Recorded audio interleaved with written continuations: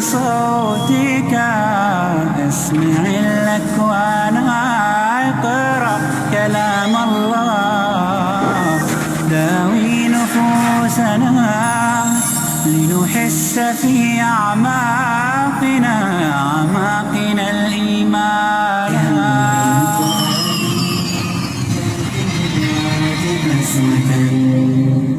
فإذا وعدت من اللعنة فؤاد كالحجارة قسوة. السلام علیکم ورحمۃ اللہ وبرکاتہ. علم و آگہی اور بیداری اور تعلیم و تربیت کی اس درسگاہ روشنی علم کی میں آپ سبوں کا استقبال ہے. گزشتہ دنوں ہم بات کر رہے تھے لیڈرشپ کے اوصاف کی کہ ایک ٹیم لیڈر جو ہوتا ہے کسی بھی ٹیم کا جو سربراہ ہوتا ہے جو لیڈر ہوتا ہے اس میں کیا کیا خوبیاں کیا کیا اوصاف ہونے چاہیے کیا کیا اس میں ایسی باتیں ہونی چاہیے جو دوسروں سے کچھ اس درجہ مختلف ہو کہ وہ لیڈر بن جائے اور لوگ انہیں اسے لیڈر قبول کریں نہ قائد مانیں. تو اس تعلق سے ہم نے کئی اوصاف کی ہم نے بات کیے تھے. ایک اچھے لیڈر میں ایک وصف یہ بھی ہونا چاہیے کہ وہ دوسروں کی صلاحیتوں کو پہچانے, یعنی دوسروں میں کیا خوبی ہے, اس کے اندر کیا گن ہے, کیا گر ہے, وہ کیا کر سکتا ہے, یعنی ہر ایک کی پوٹینشیلٹی جو ہے اس کی کہ کیا اس کی پوٹینشیل ہے اور یہ کہ وہ کہاں فٹ ہے, کس جگہ پر کس ڈپارٹمنٹ میں کہاں پر وہ موضوع ہے. کسی کو بھی کہیں پر بھی ڈال کر کہ ایک بات جو ہے ایک شرمیلی طبیعت کا کوئی شخص ہے اس کو مارکیٹنگ میں ڈال کر ریٹیل میں ڈال کر کام نہیں چلے گا. ایک جو ہے وہ جو ماتحت جو کام کر رہے ہیں لوگ ان کی باتوں کو وہ نہیں سمجھ رہے ان کو ایچ آر ڈپارٹمنٹ میں ڈال کے نہیں چلے گا. جس کا سائنس کا بیک گراؤنڈ ہے تو اس کو اکاؤنٹس میں ٹرائی کر کے نہیں چلے گا. تو ہر ایک میں کیا خوبیاں ہیں, کیا اوصاف ہیں, کیا اچھائیاں ہیں, اس کا اس کو اندازہ ہو اور اس مناسب جگہ پر اس شخص کو وہاں پر وہ رکھے. یہ بہت بڑی بات ہے اس لیے کہ دوسرے ڈپارٹمنٹ میں دوسری جگہوں پر جہاں پر وہ ارریلیونٹ آدمی ہے, غیر مناسب ہے, وہ وہاں پر ڈال کر پوری کمپنی کا جو ریسورسز ہے وہی نقصان ہو رہا ہے کیونکہ غلط جگہ پر ایک شخص ہے اور اس کو تنخواہ جا رہی ہے, سیلری جا رہی ہے.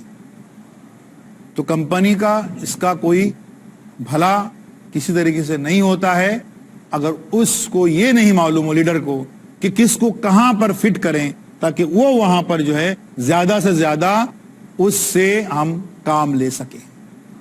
اس میں کہ بھئی یہ میرا فیوریٹ ہے تو اس کے تعلق سے اس کی سائڈ لیے جا رہا ہے, یا کوئی رشتہ دار یا کوئی پہچان کا آدمی یا جیسا بھی ہو. تو یہ چیز لیڈر کو معلوم ہونا چاہیے کہ جو ٹیم ہے وہ اس لیڈر سے ایکسپیکٹ یہ کر رہی ہے کہ وہ انصاف کریں گے. تو انصاف پسندی جو ہے ایک بڑی خوبی ہے کسی بھی لیڈر کی. بڑی خوبی جو ہے وہ کہ اس کی انصاف پسندی, اس کی منصف مزاجی, یہ ایک بڑا وصف ہے. تو اس سے کیا ہوتا ہے کہ ہمیشہ سارے جو لوگ ہیں اس آس سے اس لیڈر کی طرف دیکھتے ہیں کہ چاہے کوئی بھی ہو جائے لیکن ہم کو وہاں سے انصاف ملے گا اور وہاں سے ہم کو جو ہے ہماری بات کی سنوائی ہوگی, ہماری بات سنی جائے گی. لیڈر کی ایک کوالٹی یہ بھی ہونی چاہیے کہ وہ پینک نہ ہو, یعنی اس میں جو ہے وہ کرائسس مینجمنٹ کو وہ جانتا ہو. کوئی بھی ایسی بات آ گئی کہ جس کے ذریعے سے ایک بہت ہی ایمرجنسی میں کوئی ڈیسیجن لینا ہے, کوئی فیصلہ لینا ہے, تو وہاں پر وہ نہ چوکے اور ہڑبڑاہٹ اور بوکھلاہٹ کا شکار نہ ہو.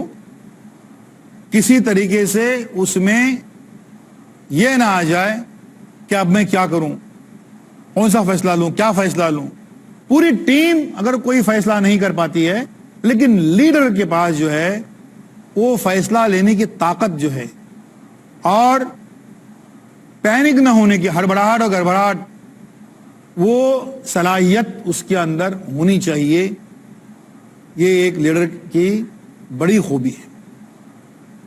لیڈر کی ایک بات اور یہ ہونی چاہیے کہ وہ شکی مزاج کا نہ ہو اور آپس میں لگائی بجھائی کرنے والا نہ ہو. اب آپ لوگ یہ کہیں گے بھائی لگائی بجھائی کیے بغیر کوئی کمپنی چلتی ہے کیا؟ کیونکہ انگریزوں نے ہمیں یہ ورثے میں دیکھے گئے تھے کہ ڈیوائڈ اینڈ رول, لوگوں کو پھوڑو اور راج کرو, یعنی آپس میں لگاؤ, آگ لگاؤ اور راج کرو. سارے لوگ جو ہیں ان کو یکجا ہونے مت دو, جھوٹی باتیں کہو, افواہیں پھیلاؤ کہ تمہارے تعلق سے وہی ایسا کہہ رہا تھا, اس کو کہیں گے ابھی کس کو بولو مت, تمہارے تعلق سے وہ ایسا کہہ رہا تھا. اب ان دونوں میں تناتنی بنی رہے تاکہ وہ ایک نہ ہو جائیں, کوئی یونین نہ بنائیں اور اس کمپنی کے لیے کوئی مسئلہ کھڑا نہ کریں. اس لیے ان میں آپس میں نا اتفاقی لوگ سمجھتے ہیں کہ ان کی کمپنی کے حق میں ہے.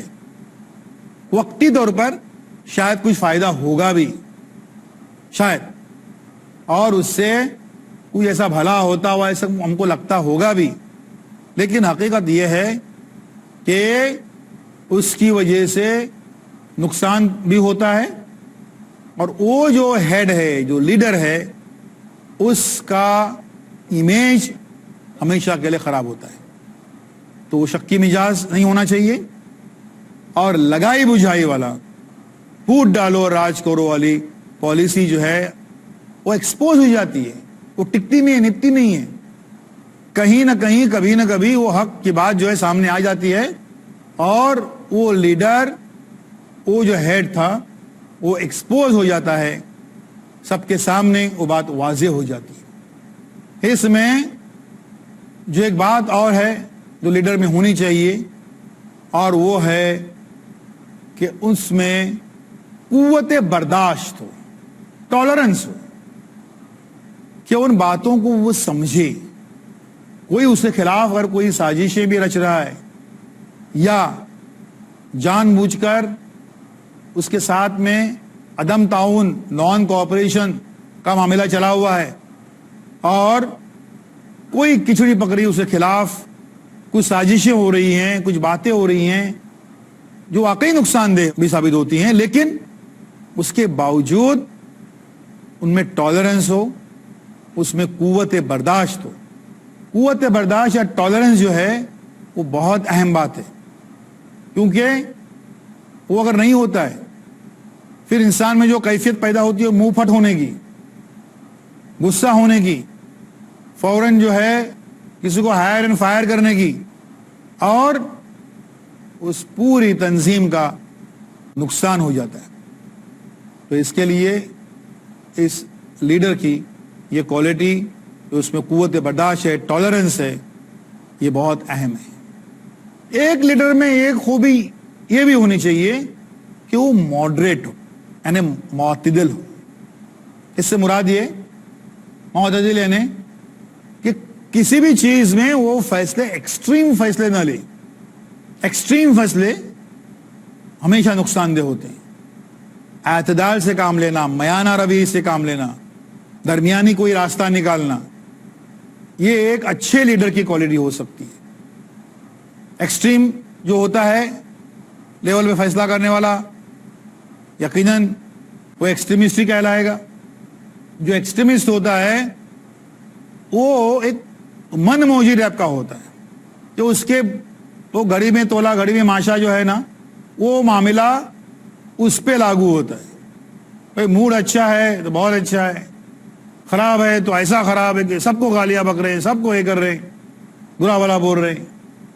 یہ اعتدال پسند انسان کی خوبی نہیں ہے. اسلام میں بھی میانہ روی وہ بڑی اہمیت ہے. جا بجا میانہ روی کی باتیں کہی گئی ہیں، اور اس میں درمیانی کوئی راستہ جس کے ذریعے سے حکمت بھرا راستہ اور اس میں شدت پسندی نہ ہو، شدت کا کوئی پہلو نہ ہو، ایسے راستے کی بڑی اہمیت ہے عام زندگی میں بھی، کسی کاروبار میں بھی اور ہر جگہ پر۔ یہ میانہ روی اگر وہ آفس میں 9 to 5 اگر کہیں دکھائی نہیں دیتی ہے تو گھروں میں بھی دکھائی نہیں دے گی۔ وہ اپنے بچوں کے ساتھ بھی ایکسٹریمسٹ ہی بنے رہیں گے، وہ ایکسٹریم رویہ بنائے رہیں گے، یا تو خوب سزا دی بچے کو یا بالکل چھوڑ دیا اس کو، یہ جا جو کرنا ہے کر، گھر سے نکل جا۔ یہ جو 9 to 5 جو لوگ اپنے آفیسز میں ایکسٹریم رویہ اپنائے رہتے ہیں، وہی چیز کو پھر وہ گھروں میں اپناتے ہیں۔ ایک لیڈر کے اچھے اوصاف، ایک قائد کے جو کسی تنظیم کا ہیڈ ہے وغیرہ، اس میں اچھا اوصاف کیا ہونے چاہیے، ہماری یہ بات جاری رہے گی ایک چھوٹے سے بریک کے بعد۔ ورتل القرآن۔ السلام علیکم ورحمۃ اللہ وبرکاتہ۔ روشنی علم کی، اس میں ہم بات کر رہے ہیں کہ ایک اچھے لیڈر میں کیا اوصاف ہونی چاہیے، کیا خوبیاں ہونی چاہیے، اور ان خوبیوں سے وہ کیسے ایک کامیاب لیڈر جو ہے وہ بن سکتا ہے۔ ایک اچھے لیڈر میں یہ خوبی جو بہت کم لوگوں میں نظر آتی ہے، اور وہ یہ کہ وہ رسک لینا بھی جانتا ہو۔ رسک لیے بغیر کوئی بھی کام پورا نہیں ہوتا ہے۔ رسک کا مطلب یہ نہیں ہے کہ اندھے کنویں میں جو ہے وہ کود جانا ہے۔ رسک کا مطلب یہ نہیں ہے کہ جانتے بوجھتے ہوئے بھی اپنے آپ کو جو ہے وہ تباہ کرنا ہے۔ رسک لینا یعنی یہ نہیں ہے کہ غلط در غلط فیصلے کرنے ہیں، نہیں ہے، لیکن کہیں پر کہ جہاں یہ لگ رہا ہے کہ اس میں رسک لینے میں ہی بھلائی ہے اور رسک لینا ضروری بھی ہے، تو وہاں پر وہ رسک لینے کی ہمت اس لیڈر میں ہونی چاہیے۔ ایک اچھے لیڈر کی خوبی یہ ہے کہ وہ مشورہ کرنا جانتا، اس کی مشاورتی جو ٹیم ہو، جو ایڈوائزری جو ٹیم ہو، ان سے مشورہ کرنا بھی جانتا ہو، اور یہ بھی جانتا ہو کہ وہ مشورہ کس سے کرنا چاہیے۔ اب ظاہر سی بات ہے کہ ایک کوئی جھاڑو لگانے والا اس سے مشورہ کرے گا، کوئی بہت بڑا فیصلہ کرنا ہے تو نہیں کر سکتا۔ ایک کوئی ڈیٹا انٹری آپریٹر ہے، جیسا کام سے ڈیٹا انٹری آپریٹر ہے، وہ ٹائپسٹ بنا ہوا ہے، اور اس سے کمپنی کا بہت بڑا ڈیسیجن، بہت ہی اہم ڈیسیجنز ان سے ڈسکس نہیں کر سکتا ہو، لیکن مشورہ کس سے کرنا وہ بھی جانتا ہو، لیکن مشورہ لینا بھی جانتا ہو، مشورے کو قبول کرنا وہ بھی جانتا ہو۔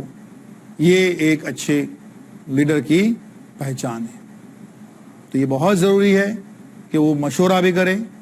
مشورہ کرنا سنت ہے، آپس میں رائے مشورہ کر کے ہی کئی مرتبہ باتوں کا ایک خلاصہ ہوتا ہے، اور خود ہمارا دین بھی یہ کہتا ہے کہ اگر تم نہیں جانتے تو اس کے پاس جاؤ جو جانتا ہے۔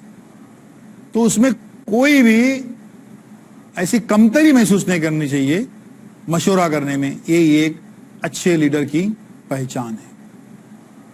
ایک اچھے لیڈر کی ایک خوبی یہ بھی ہونی چاہیے کہ وہ خود ایک موٹیویشن دینے والا ہو، ایک تحریک دینے والا۔ ذرا کہیں کچھ غلطی ہوئی، چھوٹا موٹا کوئی نقصان ہو گیا، اس سے کوئی کوتاہی ہوئی، اس کے باوجود اس کے جو سب آرڈینیٹس ہیں وہ ان کو ایک تو درگزر کرے، اور اس کے بعد میں اس کو موٹیویٹ کرے، کیونکہ وہ غلطی جانتا ہے کہ وہ غلطی جو ہے وہ بہت پرانا ملازم ہے، ورکر ہے، یہ دانستہ جان بوجھ کے اسی غلطی نہیں ہے، یہ غلطی جو بھی ہوئی ہے یہ نادانستہ غیر دانستہ ہوئی ہے، جانے بوجھے بغیر ہوئی ہے۔ اب اس کو کیا چاہیے؟ تو اس کو جو ہے اس شخص کو ایک موٹیویشن کے ٹونک چاہیے، ایک ٹیبلٹ چاہیے، اگنیشن چاہیے، تو موٹیویشن جو ہے تحریک، ہاں ٹھیک ہے کرو کوئی بات نہیں یہ تو ہوتا ہے آگے بڑھو. آپ دیکھیں گے کئی بار کہ کئی لوگ ایسے لوگوں کو وہ کمپنی چھوڑنے کے بعد بھی ایسے لوگوں کو یاد کرتے ہیں. میں ایسے لوگوں کو جانتا ہوں. میں ایک بات کہنا چاہوں گا اس تعلق سے. ہمارے مدرسوں سے فارغ جو آتے ہیں طلباء، حفظ کیے ہیں، فضیلت کیے ہیں، عالمیت کیے ہیں، اب وہ بیچارے جو ہیں کوئی بڑے بڑے جابز وغیرہ کے اس میں لائق نہیں رہتے. تراویح پڑھانا یا امامت کرنا یا مؤذن کرنا، اب اس میں زیادہ اسکوپ اس لیے نہیں ہے کہ وہ جگہ فل ہے، پہلے سے جگہ کہیں نہیں ہے، کچھ نہیں ہے. ہم نے ایسے بھی دیکھے ہیں کہ یہ حافظ قرآن جو ہیں پھر کہیں سے کوئی چھتری کہیں ناکے پر لے کر اس میں رومال وغیرہ رکھے ہوئے ہیں، ٹاول رکھے ہوئے ہیں، وہ بیچ رہے ہیں. اس قسم کے چھوٹے موٹے جس کو کاروبار بھی نہیں کہہ سکتے، کاروبار سمجھیے لے کے رہتے ہیں. میں نے ایسے لوگوں کو ایک تھوڑا راستہ اپنے طور پہ یہ ڈھونڈا تھا کہ ان لوگوں کو کمپیوٹر سے آشنا کرایا جائے، کمپیوٹر سے ان کی واقفیت کرائی جائے. اور کمپیوٹر سے واقفیت کرانے کے لیے جب ہم ان کو بات کرتے ہیں تو ہمیشہ یہ کہتے رہے بھائی نہیں یہ ممکن ہی نہیں ہے، مجھے کچھ بھی نہیں آتا، میں کمپیوٹر پہ کہاں بیٹھوں گا، میں مجھے انگلش بھی نہیں آتی. ارے بابا کمپیوٹر کہاں انگلش جانتا ہے؟ خود اے سے لے کر زیڈ تک جس کو پڑھنے آتا ہے وہ کمپیوٹر پہ ڈاٹا انٹری آپریٹر بن سکتا ہے. کمپیوٹر کو بھی انگلش کہاں آتی ہے؟ اے سے لے کر زیڈ تک اتنی آتی ہے. تو وہ آپ جانتے ہیں تو بس بیٹھ جائیے. اب وہ مشین رکھ کر ہی گھبرا دیتے کیونکہ جس ماحول سے وہ آ رہے ہیں اس میں وہ چیزیں نہیں تھیں. لیکن میں نے دیکھا کہ ان کو ذرا ایک اگر موٹیویٹ کیا جائے اور کمپیوٹر بٹھایا جائے. آج ہمارے جو بھی میگزین نکلتے ہیں، کمیونٹی کا ایک میگزین ہے نقش کوکن، پچھلے 52 سالوں سے جاری ہے. یہ ڈاکٹر عبد الکریم نائک صاحب کا جاری کردہ ہے. اس کی جو ٹائپ سیٹنگ ہوتی ہے یہ حافظ قرآن کر رہے ہیں جو کمپیوٹر پہ بیٹھنے سے ڈرتے تھے. 20 آرٹیکلز پچھلے 18 سالوں سے الحمدللہ خالص تعلیم کے عنوان پر ہر اتوار کو میں ایک کالم لکھتا ہوں رہنما کے نام سے، جو ملک کے 20 اخبارات میں چھپتا ہے بیک وقت.